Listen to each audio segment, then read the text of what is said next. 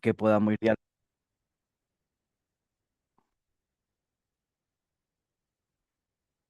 Bien, la clase de hoy día es muy especial porque es la clase número 4.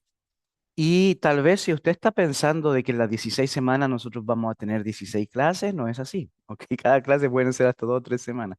Sí, vamos a terminar bien, no se preocupe por el calendario. Pero hoy día vamos a hablar acerca de lo que hemos hablado de alguna forma, ¿cierto? Todas estas semanas, que es Dios, la religión y la política. Y es algo cierto que debemos de hacerlo desde el método académico, pero también desde el método cierto empírico, práctico, porque muchas veces nosotros reaccionamos frente a la religión de acuerdo a nuestras experiencias. Pero también reaccionamos frente a la política de acuerdo a nuestras experiencias. Hace poco estuve en El Salvador, uno de los países que más ha sufrido, ¿cierto?, en cuanto a temas políticos, guerra civil, incluso es una novedad sociopolítica religiosa, porque en El Salvador, cuando se armó la guerrilla, incluso hasta los sacerdotes se metieron, ¿cierto?, en la guerrilla. Se veían, dicen las personas que se veían a los sacerdotes con sus túnicas negras y con metralleta y pistolas en El Salvador. Y todos recordamos el caso, ¿cierto?, de Ignacio de Yacuría, un sacerdote que protestó y lo mataron y es un mártir, ¿no? En El Salvador.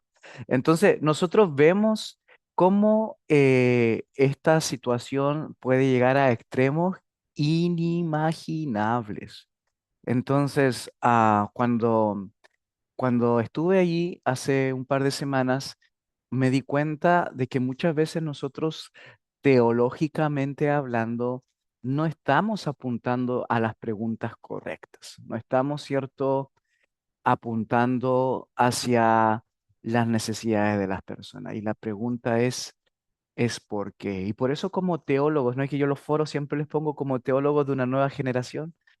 ¿Cómo nosotros poder, cierto, desprendernos de toda esa carga emocional, religiosa y política que tenemos para poder reflexionar y hacer teología política de una forma limpia, de una forma, ¿cómo les puedo decir?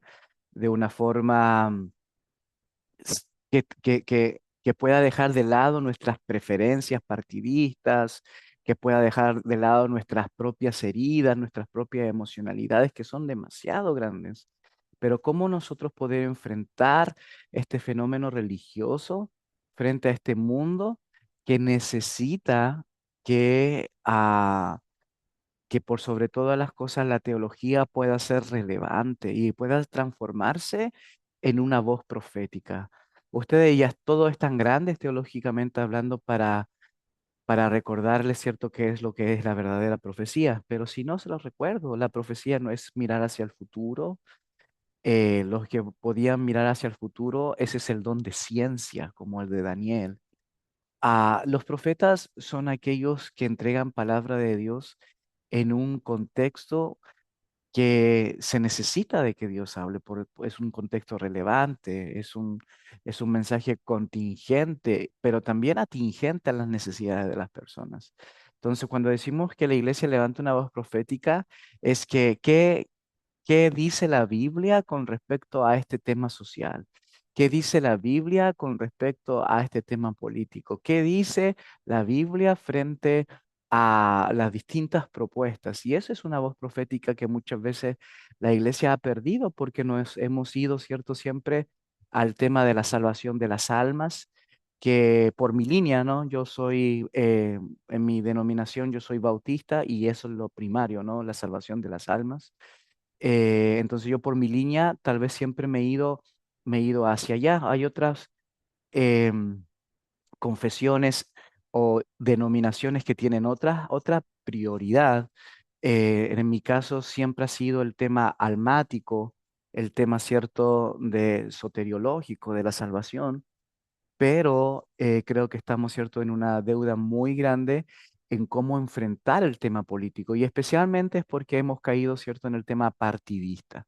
Creemos que hacer política es es ser de derecha, ser de izquierda, es ser republicano, es ser demócrata, es ser cierto, no sé, de un partido de extrema derecha o de un partido de extrema izquierda, y no nos damos cuenta de que la propuesta política a la que nos invita Jesús no es partidista, es mucho más, va hacia mucho más y es parte de la salvación que debe ser redescubierta, ¿cierto? No es una salvación solamente almática, sino también es una salvación integral. Y esto lo viví, me recuerdo en mis años de juventud, de los 20 años, por ahí por los 22, 23, era un evangelista que viajaba por todo el país haciendo campaña evangelística y en una de ellas, me recuerdo, estábamos en Santiago, creo, en Pudahuel, y mucha gente se entregó a Cristo,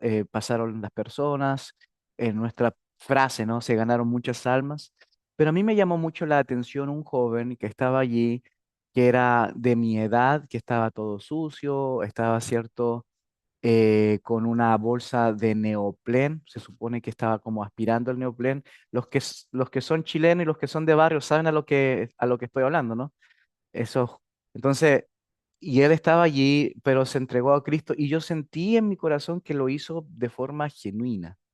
Me recuerdo que terminó la campaña, todos nos fuimos y yo me estaba yendo y después voy pasando por la esquina y él estaba ahí, cierto, pidiendo dinero porque tenía hambre, decía, y la gente se burlaba de él y todo eso. Entonces, me recuerdo que el Espíritu Santo tocó mi corazón y me dice, mira, ganaste su alma, pero ¿quién le va a dar de comer ahora? Y me recuerdo que yo en ese tiempo no tenía mucho dinero, pero sí que lo llevé a comernos al carrito un completito. Los chilenos saben lo que es un completo. Y, pero después me tenía que ir, ¿no? Entonces siempre como que hay algo más, hay una deuda, hay una deuda. Pensando en esto, vamos entonces a la clase del día de hoy. Dios, religión y política. Profe, Sí. pero no puedes decir, los chilenos sabemos, pero yo no soy chileno. Entonces me quedo pensando en qué será lo que es un completito, qué es una bolsa de Plenotén. Y los chilenos sabemos, pero yo no soy chileno. Me Sí, quedo bateado. sí, discúlpeme, discúlpeme. No, no era para dejarlo aislado, sino era para... Bateado, bateado, decimos en Costa Rica.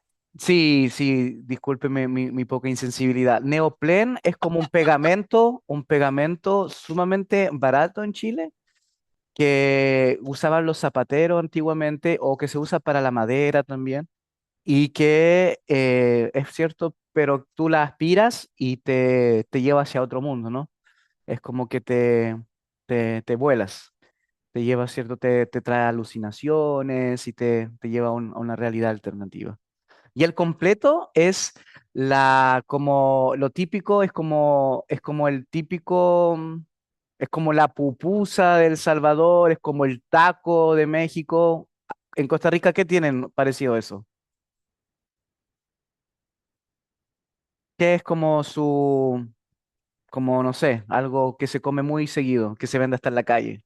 Nosotros lo que tenemos es una cosa que se llama casado, le Ajá, decimos casado, y el casado es un plato completo, que lo que ya. tiene es arroz, frijoles, generalmente tiene un huevo, tiene algún tipo de verdura, una ensalada, Mm, porciones muy pequeñas de esas cosas y tiene una proteína, una carne además del huevo. Se llama casado. Los gringos cuando vienen a Costa Rica y quieren hacer un tour así, los llevan al mercado central, al centro de San José. Costa Rica se recorre en 6 horas, 8 horas. Es muy fácil recorrer mm, Costa Rica. Y entonces los llevan al mercado central y les piden casados. El casado tiene un costo alrededor de en este momento, como es un país tan re caro, anda en costo de unos de 10 a 11 dólares, más o menos. Wow, wow. Bueno, Pastor Amado, cuando vaya a Costa Rica me tienes que me llevar a Llevar a comer comer uno de esos. Sí, casado. sí, sí, sí. Mira, te La doy gente permiso le para que fascina. te doy permiso para que buscas en Google completo chileno. Te voy a dar permiso, porque se me Listo. acabaron las palabras para cómo explicarlo. Bien. Entonces, desde Estrada, en el capítulo 4 de la página 123 al 158, está basada, ¿cierto?, la clase de hoy. Eh, Mis diapositivas tienen mucho texto, entonces si no quiero que se pierda, siga mi mouse, ¿ok? Entonces, para introducirnos a esta clase, ¿cierto? Debemos de decir que la relación entre religión y política ha marcado profundamente la historia de la humanidad. Desde las civilizaciones antiguas hasta las democracias contemporáneas, las creencias religiosas han, y esta es una palabra muy importante que me gustaría que la escriba, legitimado gobiernos. Las creencias religiosas han legitimado gobiernos, A ti. inspirado movimientos sociales y moldeado identidades colectivas. Entonces, esas tres cosas son muy importantes porque eso es lo que ha hecho el sistema religioso. Legitimado gobiernos, inspirado movimientos sociales y moldeado identidades colectivas. Cuarento y entrada señala que la religión y política no son esferas totalmente separadas. Ambas buscan construir orden social y otorgar legitimidad al poder. Aquí dice el autor, la religión y la política no son dos ámbitos independientes, sino dos dimensiones que con frecuencia se entrelazan en la búsqueda del sentido último y de la organización de la vida. Por eso la pregunta central para la clase del día de hoy es la siguiente. ¿Puede existir una sociedad completamente secular o los seres humanos siempre terminan creando nuevos dioses políticos, ideológicos o nacionales? Esta es una pregunta muy, muy importante porque incluso hasta los gobiernos que han querido sacar a Dios, ¿cierto? Eh, por ejemplo, la comunista, la China comunista o la Rusia comunista que querían sacar a Dios, ¿cierto?, del lenguaje, de la sociedad, ellos mismos se transformaron, ¿cierto?, en dioses y la gente los empezó a adorar a ellos, porque como hemos visto toda esta semana, lo religioso es inherente al ser humano. Entonces, si nosotros vamos al texto y vamos a Israel, y vemos, ¿cierto?, que cuando la religión y la política, ¿cierto?, fueron una sola, Israel tenía un gobierno que se conoce, ¿cierto?, como teocracia. Aquí, en esta teocracia, Dios es el que reina, ¿no? El Salmo 47:7 dice, Yahvé era el rey de Israel, fuente de autoridad y legitimidad. Miren, palabras claves. Yahvé era el Melech, el rey, ¿cierto?, de Israel, Melech Israel, pero también fuente de autoridad, es decir, su voz era la definitiva y el código legal, ¿cierto? Era, ¿cierto?, lo que llamamos a ver la Torá y dice ilegitimidad. Por lo tanto, la Torá era, cierto, la ley suprema. Pues no solo guiaba espiritualmente, sino que también era un código de decisiones civiles, económicas y sociales. Por eso que vemos mucho diálogo intercultural entre la ley levítica y, por ejemplo, en uno de los primeros códigos que vemos en la humanidad, que es el código de Hammurabi, ¿no? Que es un rey en Babilonia. Ahora, también los líderes estaban al servicio del pueblo, pero también, ¿cierto?, al servicio de Dios. Reyes, jueces y sacerdotes, según Picasa, el gran teólogo sistemático de la Iglesia Católica, nos va a decir de que ellos eran, ¿cierto?, teofanía. Un rey, un melech, era una teofanía, ¿cierto? Y eso es muy importante entenderlo. Una teofanía es el concepto teológico para definir un representante de Dios en la tierra. Entonces, ellos también traían justicia y cuidado del pueblo. La ley protegía al pobre, por ejemplo, al extranjero, al huérfano y aseguraba una sociedad justa y compasiva. Entonces, en este sentido, el pueblo de Israel buscaba, ¿cierto?, siempre tener una sociedad justa. Por eso que el tema de la idolatría era tan tan rechazada por los profetas, no tanto porque Dios se ponía celoso de que adoraban a otros dioses, oh, mi Dios se pone celoso y quiere solamente que a Él le adoren. Eso es un concepto sumamente, cierto, antropomórfico, es decir, traído, cierto, al entendimiento del ser humano, usado para el ser humano. Y muy limitante. Pensar de que Dios se ponía celoso no le hace justicia a la realidad. La idolatría lo que traía era injusticia social. Los que conocen el texto bíblico saben, ¿cierto?, de Primera de Reyes capítulo 17 en adelante de Elías, cuando, ¿cierto?, Jezabel le dice al rey Acab que tome la viña de Nabot. ¿Se acuerdan de eso? Que tome la viña de Nabot y, ¿cierto?, ahí mató al dueño y se quedó con la viña. ¿Y por qué Jezabel, que no era israelita, sino que era sirofenicia, le dijo eso? Bueno, porque su religión lo decía. Su religión le decía, el rey puede tomar lo que quiera. Pero la religión israelita decía, cierto, que no, que había justicia, que había regla, que había un orden. Entonces, Acab, al tomar, cierto, esta viña y al cae, cierto, en seguir la ley del Dios de Jezabel, y eso es idolatría. La idolatría en Israel traía injusticia social que llevaba, cierto, a un fracaso donde el rey tenía más poder que el mismo Dios o usaba el nombre de Dios para legitimizarlo. Entonces, en Deuteronomio 31:6 dice, el Señor tu Dios es el que va contigo, Él no te dejará ni te desamparará, para no dejarte y destruirte conforme a todas las palabras que ha jurado tus padres. Entonces, tiene que ver con un concepto cierto de pacto. Y todos lo sabemos, ¿cierto? Todos lo sabemos. Entonces, en ese sentido, la palabra o la frase política y religiosa de Israel era Sedej, ¿cierto?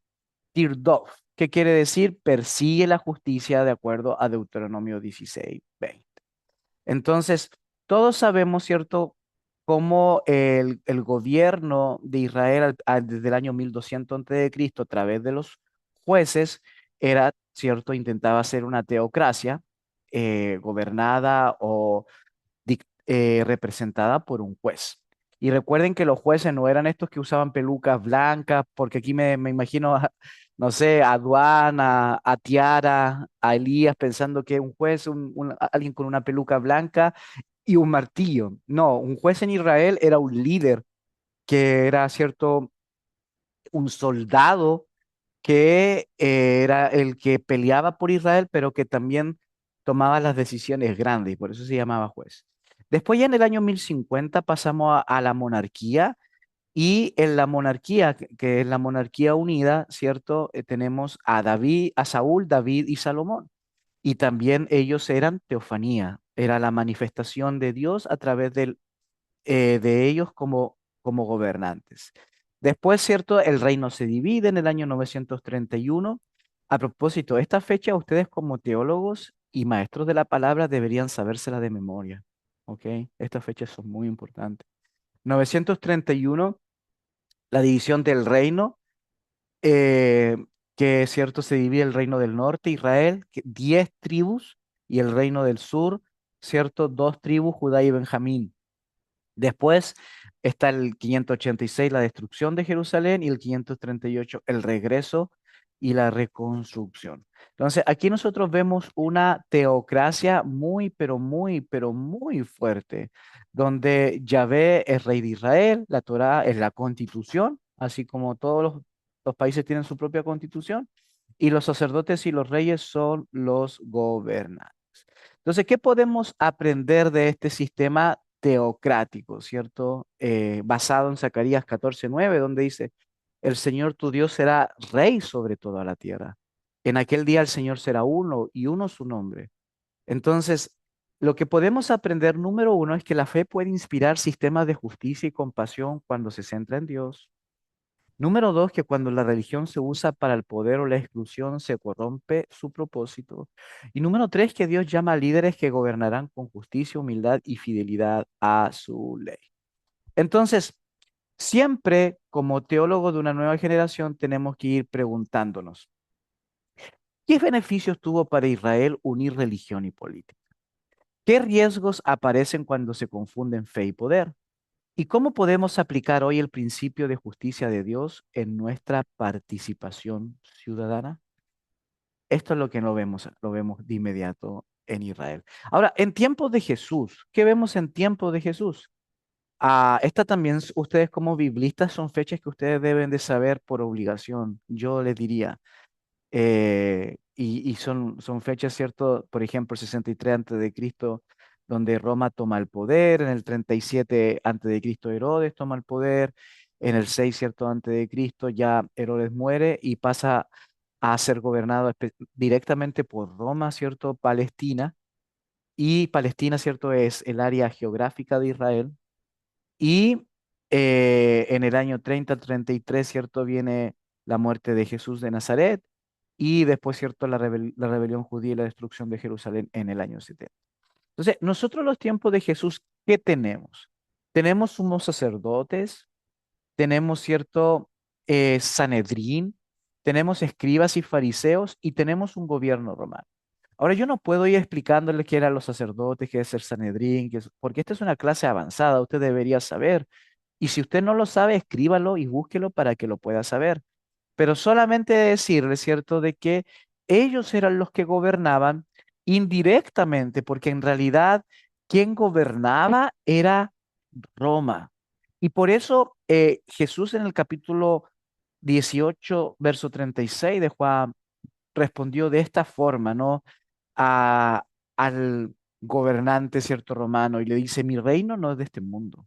Si mi reino fuera de este mundo, mis siervos pelearían para que no fuese entregado a los judíos, pero mi reino no es de aquí. Y esto es muy, pero muy importante porque este mismo dicho de Jesucristo a nosotros nos va a evitar radicalizar el evangelio y llevarlo, cierto, a extremos políticos. Porque hay muchas personas que creen eso, ¿no? De que el gobierno de Jesús tiene que ser aquí en la tierra y nosotros tenemos que politizar el evangelio de forma extrema, es decir, cierto, gobernar bajo la ley de Dios. Y eso no es el concepto teológico que nosotros vemos en Jesús de Nazaret. Y eso debemos de entenderlo, pero muy, muy, muy bien. ¿Por qué? Por más que nosotros queramos instaurar un gobierno siguiendo el evangelio, nosotros no podemos gobernar bajo la ley de Dios a personas que no han nacido de nuevo, que no se han convertido, que no podemos forzar a gente no cristiana a hacer cosas cristianas. Si no, vamos a tener, ¿cierto? Un gobierno como los 1000 años de oscuridad la Edad Media, donde la iglesia gobernó y ustedes saben todos los crímenes, todas las situaciones que se llevaron con las cruzadas, con la Inquisición, con las matanzas, simplemente por el tema religioso. Y esto comenzó, ¿cierto?, con este hombre, Constantino.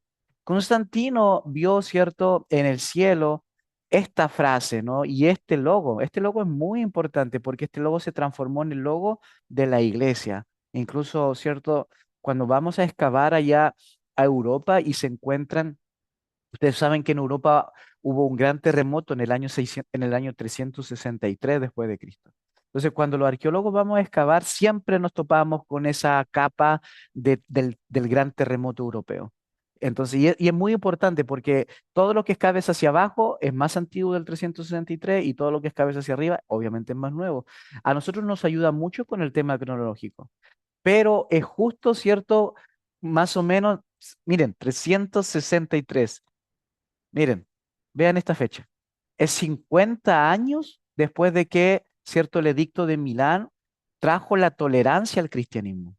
Y en 50 años, cuando tú vas y excavas y encuentras los cuerpos ahí en Europa, adivina, la mayoría de las personas tienen este anillo con este símbolo, ¿cierto? Hero, que significa, ¿cierto?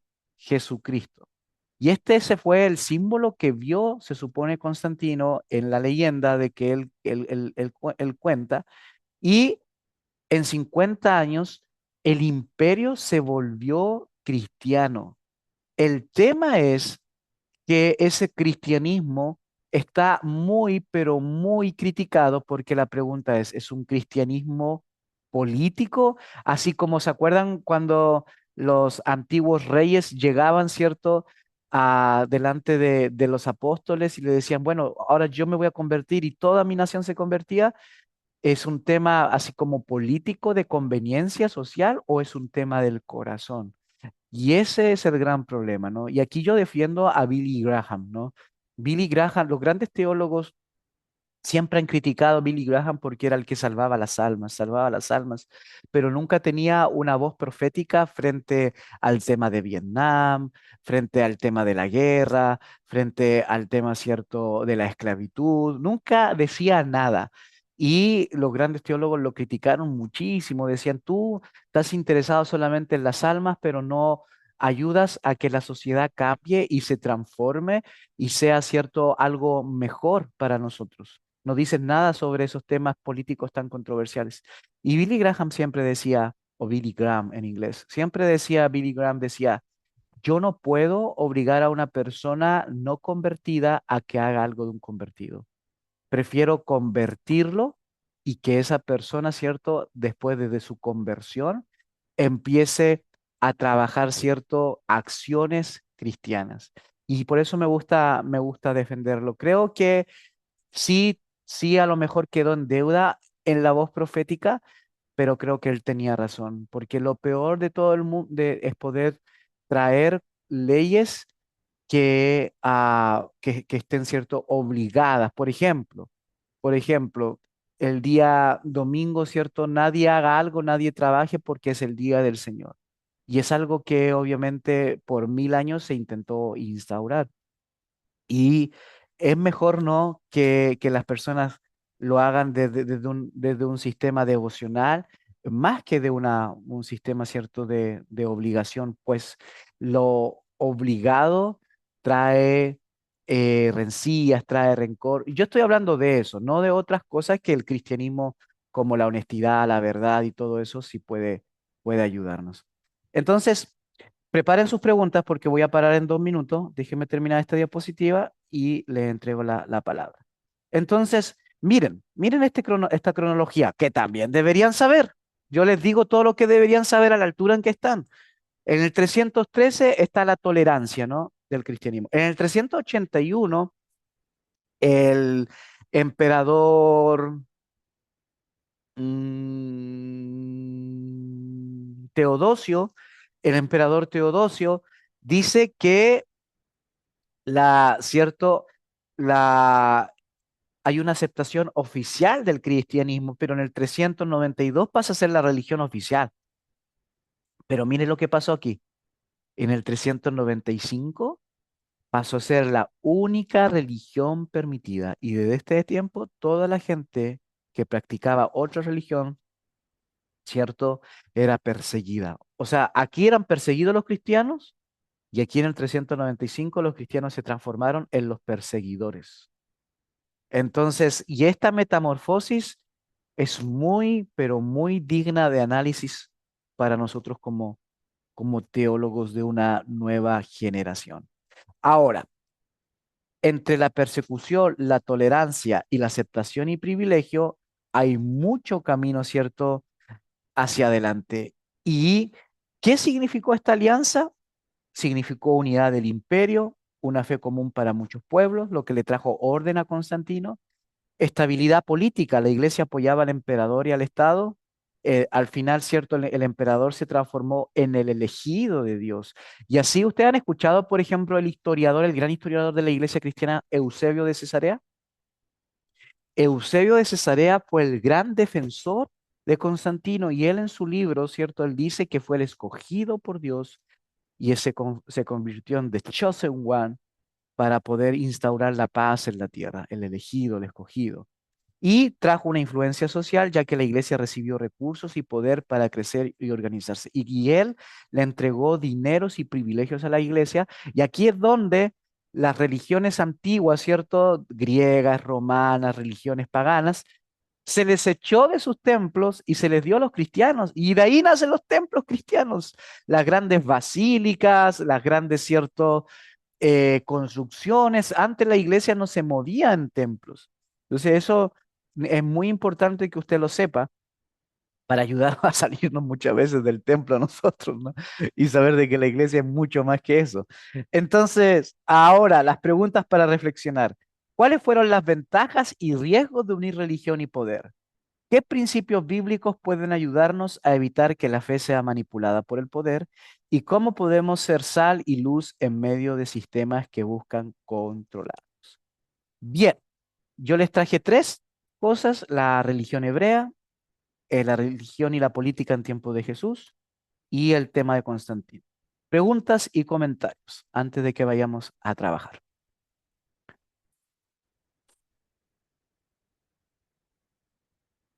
Preguntas, comentarios. Yo quiero decir algo. Sí. Es interesante la mención que haces de Billy Graham porque una de las cosas que yo soy de la generación de él, Ujú, técnicamente soy de esa generación, y una de las cosas que yo creo, y digo yo creo porque lógicamente no puedo afirmarlo, porque eso solamente Dios lo puede afirmar, que ha dado al trasto con mucho de lo que podríamos decir una iglesia sencilla, sana, simple, es el hecho de tomar a todo el mundo por converso. Yo también me monté en buses y viajé por mi país, este, haciendo de evangelista, y ujú, me acuerdo que decíamos, levante su mano, eh, tome una decisión de fe, pase ujú, adelante y repita esta oración conmigo. Yo creo que tenemos que tenerle cierto cierto análisis y voy a decir respeto, voy a decir a esto que ya lo hicimos 50 años, que ujú, ya lo empezamos a hacer, ya lo empezamos a hacer ¿cómo se llamaba este evangelista famoso que fue el pastor después eh, estamos hablando de 1930, y esa era la consigna: levante la mano, pase adelante, entréguele su vida al Señor, y no dudo que hubo gente que levantó su mano y levanta su mano y le está entregando su vida al Señor. Y mucho del pensamiento de la Iglesia Bautista Reformada dice que la red hay que tirarla porque no se sabe cuáles son los escogidos, que es interesante. Pero sí creo que años después, yo el domingo pasado le decía a la congregación, hermanos, los dones espirituales solo funcionan si somos iglesia. O sea, el ujú, requisito fundamental para que el don funcione es que tengamos la condición de iglesia. Y esa acreditación de iglesia no la doy yo, la da el Señor.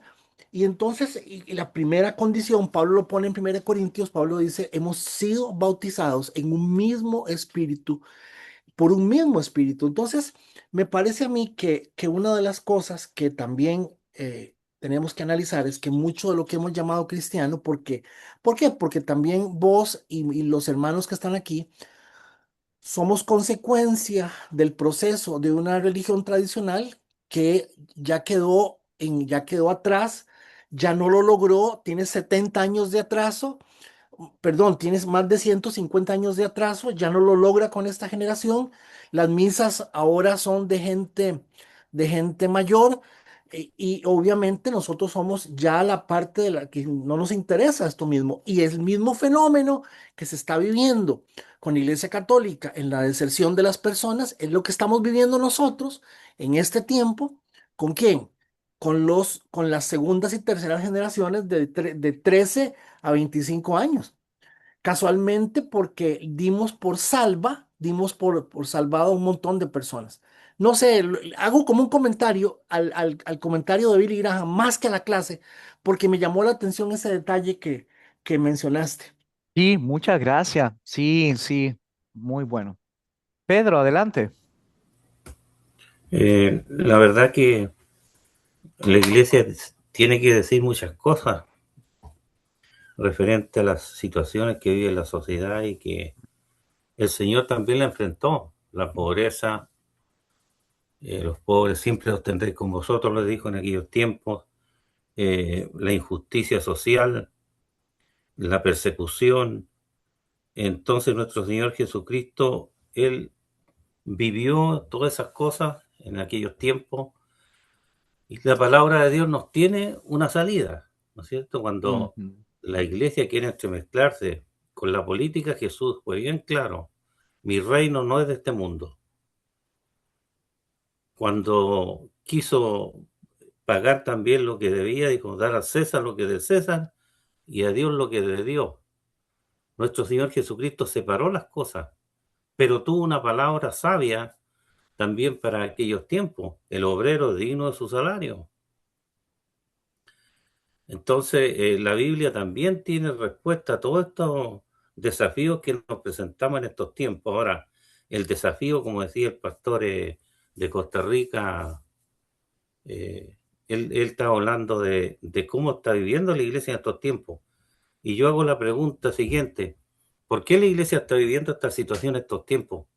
¿Qué hemos permitido nosotros entrar a la iglesia, cosas que no corresponden y que no hemos tenido, digamos, la sabiduría de parte de Dios para poder decir o frenar en aquellos tiempos las cosas que no agradan al Señor, para Ujú. que así las congregaciones, algunos no se nos vayan y los dejemos en la iglesia y el Señor los convence? Yo creo que el pastor también tiene una voz profética para hablar con misericordia. Aquí no estamos hablando de cortar a gente, no, hablar Exacto. con una Mm. palabra profética, que se levante en estos tiempos lo que estamos diciendo, que de parte del Señor, lo que la Biblia dice realmente, lo que estamos viviendo, porque nosotros estamos en una iglesia de Cristo ahora, ¿no es cierto? En el cuerpo de Cristo, y por Ujú. lo tanto el cuerpo de Cristo el Señor lo diseñó y lo dejó con la palabra de Dios, lo que debe hacer uno y lo que no debe hacer. Y creo que eso más o menos es lo que yo puedo decir referente a lo que estamos tocando en este día. Excelente. Muchas gracias. Muchas gracias. Eh, lo que yo siempre he enseñado, ¿no? Y para mí esta clase ha sido bien confrontativa porque yo siempre traté de dejar el tema político de lado porque era más fácil, ¿no? Especialmente viviendo en una sociedad chilena que está tan, ¿cierto? eh, Marcada por la dicotomía de la izquierda y la derecha, del gobierno militar y del gobierno comunista de Allende. Entonces, es un tema muy, muy difícil. Yo lo dejé por muchos años de lado. Entonces, pero ahí me di cuenta al estudiar teología de que es un tema que no debe dejarse de lado, dado de que, cierto, nosotros vemos en Jesús. Por ejemplo, mire, busquen Lucas 13:32. Yo le voy a decir una pregunta. Lucas 13:32. ¿Usted alguna vez le ha dicho algo feo a su presidente? Pero le estoy preguntando de verdad. ¿Usted ha dicho algo, por ejemplo, malo en contra de su presidente? ¿Quién es el presidente de Costa Rica ahora? ¿Quién es el presidente de Filipinas?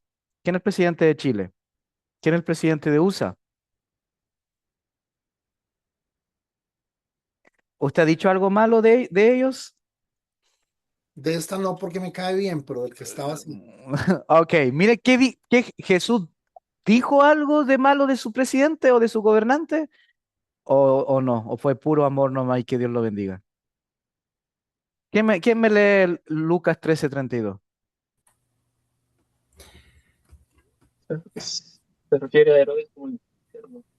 Y les dijo, id y decid a aquella zorra, he aquí yo fuera demonios y hago curaciones hoy y mañana y al tercer día termino mi obra. Ujú. Entonces, esta palabra, ¿cierto? Zorra ha sido, pero trabajada en el sistema político muy grande, porque, ¿cierto? En griego es alopex, y Jesús está diciendo, le está diciendo algo peyorativo, o le está diciendo que porque los zorros son como siempre inteligentes, carroñeros, sacan algo cuando nadie los ve, pero, o está diciendo algo de que realmente no tiene poder, como dice cierto Eclesiastés, Cantares 2:15, cuando dice, cazando las zorras pequeñas que echan, cierto, a perder las viñas. Y en tiempo de Jesús siempre se decía, el león es grande, la zorra es pequeña. Y él era el león de la tribu de Judá y Herodes no tenía tanto poder. A lo que voy yo de que Jesús sí hizo, el Jesús histórico sí hizo, cierto, pronunciaciones, pero no partidistas, porque él no fue fariseo, ni esenio, ni saduceo, ni cumranita, ni herodiano, ni celote, ¿cierto? Que son todas las facciones religiosas y políticas que tenemos en los tiempos de Jesús.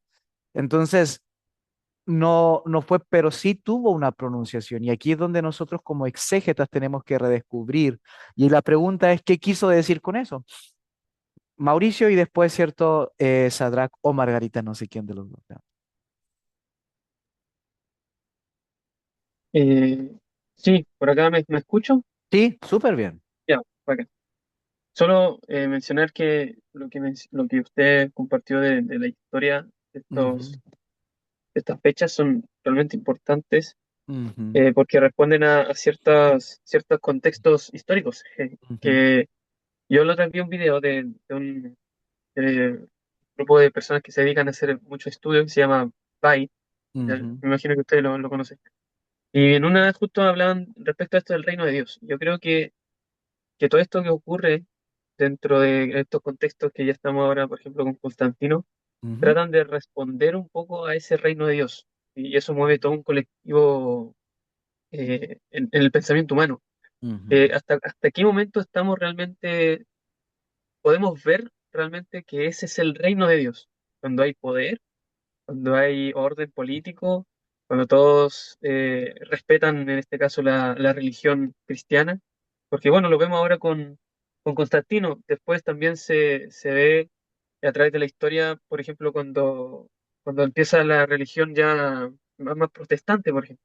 ujú, También se ve un poco esa imagen del reino de Dios se está manifestando de esta forma, donde por ejemplo, por ejemplo, Estados Unidos, que es una nación que se fundó bajo fundamentos cristianos. Entonces, ese es el reino de Dios, donde el gobierno es cristiano, los presidentes son cristianos y las leyes son cristianas. Ahora sabemos de que eso también trajo problemas, ¿no? Hasta el ujú, día de hoy. Entonces, la pregunta más que nada es como, ¿en qué momento estamos viviendo el reino de Dios? ¿En qué momento podemos ver el reino de Dios? Y el video termina diciendo de que el reino de Dios se ve en el ejemplo de Jesús en la vida de los cristianos, donde, bueno, él mismo dice el reino de Dios, donde los enfermos son sanados, los pobres se les anuncia el reino de Dios. Entonces, más que poder, política y autoridad, es la expresión realmente que hizo Cristo estando aquí en la tierra. Ese es el reino de Dios. Pero como que en el colectivo nosotros queremos ver ese reino de Dios establecido. Así, de hecho, yo pensaba cuando era niño, con este término, de que el momento en que en cada nación haya un presidente cristiano, ya estamos viviendo el reino de Dios, yo decía. Si en mm, Chile hay un presidente cristiano, en Estados Unidos hay un presidente cristiano, y en cada país, yo voy a decir, ah, aquí está el reino de Dios. Así yo pensaba como niño, como Pablo que ujú, dice, pensaba como niño. Pero ahora veo que ujú. no, pues, no es necesario así. Pero bueno, eso, quería como hacer ese énfasis. Muchas gracias, Mauricio. Muchachos, adelante. Bueno, por mi parte, profesor, en cuanto a a la pregunta, yo creo, de una manera muy personal, de que sí puede ir ligado el gobierno con la religión. Ya. Por ejemplo, tenemos el ejemplo también de Daniel, Ujú, que fue un aporte para el gobierno en aquel entonces. Yo creo que el problema está cuando decimos acá en Chile se nos empieza a pasar la mano. Porque ¿qué es lo que ocurre? Que a veces el principio de todos los males, cuando empieza este dinero a corromper a las personas, ahí está el conflicto, porque muchas veces yo, si usted me pregunta, prácticamente a nivel mundial, en los gobiernos donde ha habido un color, digamos, más cristiano, más conservador, han sido países que han estado relativamente bien.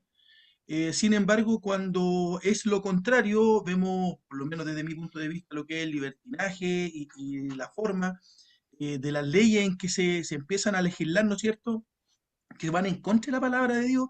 Yo creo que ahí está el problema. Yo creo que el problema principal es cuando la persona o el cristiano se corrompe por el poder. Se corrompe por el poder porque sabemos de que hay cosas que son atractivas. De hecho, nosotros acá en la interna con Margarita, siempre yo por lo menos, desde por mi formación, mi forma de ser, yo en cuanto a la parte política soy un poquito más extremo, ujú, más extremo. Y siempre me dice Margarita, no, es que mira, un presidente tiene que gobernar para todos, tiene razón, pero en base a podríamos decirlo, a nuestra triste historia, lamentablemente, los gobernantes que hemos tenido, más por decirlo de alguna forma, de tendencia de izquierda, no han hecho, según mi criterio, buenos gobiernos en cuanto a lo que a mí me representa. Estoy hablando netamente desde un punto de vista personal. No me representa en cuanto se contrapone muchas veces a la palabra de Dios, y eso para mí me hace tener un color político quizá un poco más extremo de derecha, porque siento que va más ligado o va más enfocado al lineamiento que tengo yo. Pero puntualmente yo creo que es eso, de que puede ir junto, digamos, la religión con el gobierno, pero hay una línea muy delgada que se puede cruzar en cualquier momento cuando ya empezamos a ver los beneficios propios en vez del beneficio común. Yo podría agregar solamente a mi amado esposo, como a mi esposo lo puedo decir. Él dice, está más ligado a mi pensamiento. El tema está ligado al pensamiento de Dios, está ligado Ujú, a la palabra del Señor. Ese es el cuestionamiento que yo siempre le hago, porque ninguno de los extremos es bueno. Y todo, como clase anterior se dijo, si desde el punto de vista político hablamos, todo tiene su fundamento bueno. Cómo se ujú, ejecuta es el problema. ujú. O sea, los ideales que presenta la izquierda, la justicia social, es muy bueno. Nosotros como hijos de Dios también queremos que haya justicia social. Los planteamientos valóricos de la derecha, por supuesto que son muy buenos y son lineados a la palabra del Señor. Pero cuando hay extremos, y nuestro país también lo vivió, no es bueno. Ujú. Gracias, tremendo, tremendo aporte. Bien, vamos Profe, a ir. Sí, adelante. profe, yo creo que uno de los fenómenos más interesantes que tiene que ver con la clase de hoy es la participación del cardenal Raúl Silva para el Mm, tiempo de Pinochet. Y, y por qué razón, bueno, se dice que por lo menos Chile tiene un 18% de población evangélica. Y la razón por la cual eso es así, con un crecimiento bastante grande. De hecho, se dice que la iglesia pentecostal más grande después de Brasil es la de Chile. Y eso se debe exactamente a la forma en que se dio la situación con Pinochet, se dio lo que se dio y la participación del cardenal. Entonces, definitivamente, siempre, mi papá tenía un dicho que decía, vea, no se meta en política nunca.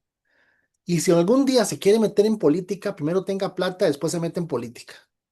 Nunca se mete en política por plata. Y lo hacía de broma y en serio, y es verdad. O sea, lamentablemente el concepto política, hay que empezar por trabajar ese concepto, que es política. ¿A qué se espera? ¿Qué es el son politicón? ¿Por qué Grecia habla del son politicón? ¿Qué es lo que se pretende a partir de esto? Y después, lo segundo es que ya lo que nosotros tenemos no es una definición de política, lo que nosotros tenemos es una administración a partir de los modelos que se han ido desarrollando. Y ustedes son un fenómeno, y ustedes son un fenómeno que hay que estudiar la iglesia porque por esa apatía que ha habido contra la iglesia católica de una u otra manera. gracias, sí, muchas gracias, pastor. Es bueno lo que dice usted porque lamentablemente que lamentablemente ahí es una vergüenza para el mundo evangélico, pues, ¿no? Más allá de que uno pueda apoyar o no apoyar lo que quería hacer cierto Augusto Pinochet, todos sabemos que fue real, ¿cierto? El tema de las muertes, de las masacres y también viceversa. Hay historia para las dos cosas. Pero más allá de eso, él fue, el cardenal Silva Enrique, fue el único que dijo, ¿cierto? Y que habló en contra de esa masacre y habló de que las calles, ¿cierto? De Santiago estaban, ¿cierto? Rojas por la sangre. En cambio, la iglesia evangélica cayó y le dijo, cuando hicieron el Te Deum del año 74, ¿cierto? El pastor dijo, Umaña dijo que Pinochet era elegido por Dios, ¿no? Y ahí, bueno, después les dieron los fondos para construir, ¿cierto? La catedral de Pentecostal que está ahí en la Alameda. Entonces, ¿te das cuenta tú cómo... Porque Pinochet Ujú, necesitaba de alguna manera lograr una legitimación moral. ujú, Y la única forma de legitimarse moralmente ante lo que la Iglesia Católica, podríamos decir, está denunciando, era a través de la Iglesia Evangélica. Y Exacto. de Entonces ahí, eso es como es una vergüenza, yo creo que del evangelicalismo chileno, porque se ha estudiado así de forma de cómo se intentó ganar, ¿cierto? Ganar el poder y la simpatía del gobierno y los recursos del gobierno. Muchas veces el chileno piensa, ¿no? De que y aquí está, y siempre se los voy a decir, uno piensa del fenómeno pentecostal de la salvación de las almas que creció y creció y creció, sí, es verdad, pero el pentecostalismo en Chile fue el que se acreditó todas las ayudas fiscales para construir templos por todos lados y para que, cierto, los pastores pudiesen vivir como reyes. Y lamentablemente eso es una vergüenza. Pero el cardenal Silva Enrique dijo algo que me hubiese gustado que un evangélico lo hubiese dicho. Bien, ya llevamos una hora de clase, solamente les voy a pedir, vamos a hacer un receso, porque a la vuelta vamos a hacer grupitos pequeños, ¿les parece? Que porque quiero que ustedes saben cómo soy yo, quiero que piensen. Así que les voy a pedir un favor, les voy a pedir, ¿quién puede ser muy amable que le saque foto a estas tres diapositivas? Primero la de Israel. ¿Quién puede sacar una foto de eso? Bien. A esta otra, perdona, a esta otra, la de Jesús y el tiempo romano. Bien.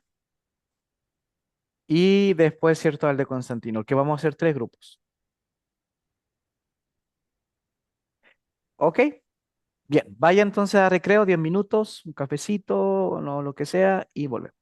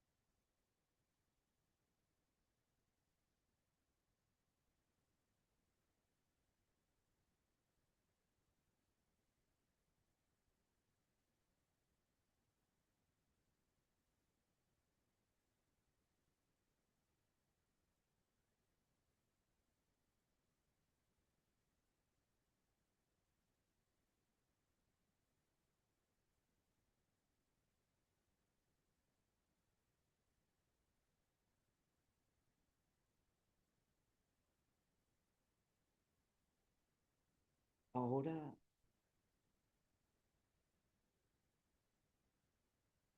ahora haciendo alusión a estas tres últimas imágenes de la política y el pueblo de Israel, la política y el tiempo de Jesús y la política del tiempo de Constantino, hazme una pregunta como un foro para poder traspasarlo a este tiempo en cuanto a la religión y política.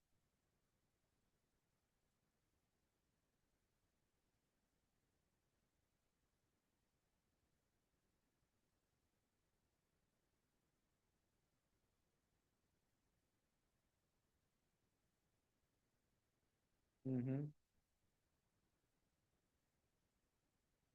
Gracias.